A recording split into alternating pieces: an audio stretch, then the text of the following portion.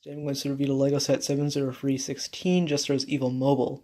This set has 658 pieces, originally goes for $60, and was released back in January 2016. First, let's go over the few minifigures that go with this set. The minifigure here is Lance, and of course he was in a bunch of other sets. This is one of the more expensive ways to get him, but I think the most expensive was the actual Jestro's layer set. But he has that kind of facial expression, the more kind of, determined type of expression, and of course he has the more white and gray type color scheme, which definitely matches more. But he also has this ridiculously long lance piece and the shield, which are of course able to attach to the horse, as I'll show you in a second. But you also do get Jestro in this set, who is the main villain, the cheapest set that he comes in. He has the Book of Monsters, which is a really cool print. Of course, the cheapest way to get that too, and has this bigger monster character inside. Of course, you can kind of fold that book open. I really like the printing on the cover sheet.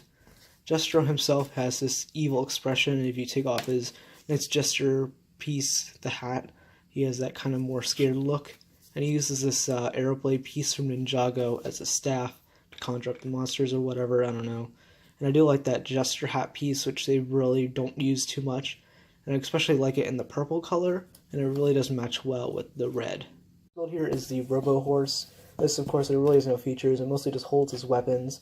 But it puts him on. It uses this motorcycle piece, the back of it, at least backwards.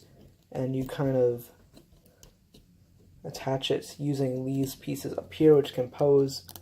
And you kind of have to squeeze him in. But once you get a good grip, he does attach on. And, of course, you can pretend it as like an actual horse-type build. Here is Jestro's Evil Mobile, or whatever it's called. Up front here is Sparks, who is this giant big figure type thing, which is one of the main reasons why I wanted this set. And of course you can just kind of slide him along and the whole thing will move. Of course you'll notice some features already. But mainly to detach him, you just take off these chain type pieces and you disconnect him from this Technic pin. And of course you can move his limbs around. You can move his arms and legs and feet. And he also has wings for some reason. And he also has this giant scythe type piece. And of course you can easily attach him back on using those Technic pins and Torus attaching him back on for these. And of course you can kind of move him around like this too, which is pretty nice. I actually really like that feature. But the main feature of the set is of course the mouth moving whenever you move it. Mainly particularly this wheel here. It'll move all the way around. And this works because it just kind of moves the gear, the mouth part back and forth. And it looks like it's kind of doing a chomping motion. And of course, up front here, I also like the use of these kind of, I don't know what theme they're from. I wouldn't say Churro Factory's the first appearance of them, maybe Bionicle. But I like these pieces for the Jestro use of it. And of course, they use a lot of facial type kind of details on it. And up front here, I'm just going to put Jestro here now on this seat piece.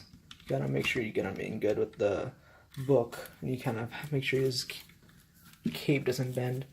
So it kind of does bend with the chair, because they use the existing chair mold, which I find kind of weird. Now up front, top here, they also have a ladder piece, which is more of like a bridge. You can see kind of the inside.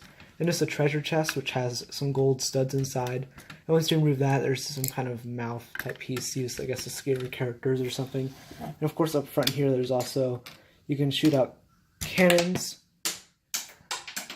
And if you lose one, they also give you an extra one. The main function up top is that his little front part here is detachable, so you can move it up front here. And you can also move it back so you can hide him. And it's more of a feature of like self-defense, because let's just say a character's zooming past here, and you can just kind of very quickly move back down. And of course, he kind of separated himself, but the easiest way to get him back on is through this method here. And of course, you attach him using the stud. There's also a little hook here where you can attach a little lantern, candle, or whatever. And back here, you can move that down, and you can put the character in here as like a little prison. There's a little skull there as well. And that's really it for the set. It does have quite a lot of pieces, but I think a lot of them are mainly for him. But overall, pretty great. And here's my final thoughts. Overall, I think this is a pretty good Nexo Knight set. They could have done better with the figure selection, or they could have added more to it. But I do like the build itself, which has a lot of nice features that I wasn't expecting when this first came out. Because I'm not too much of a fan of Nexo Knights, of course, but I do like this set along with the 4 tracks. Those are the two really good sets in the theme. So thank you guys for watching this review, and bye guys.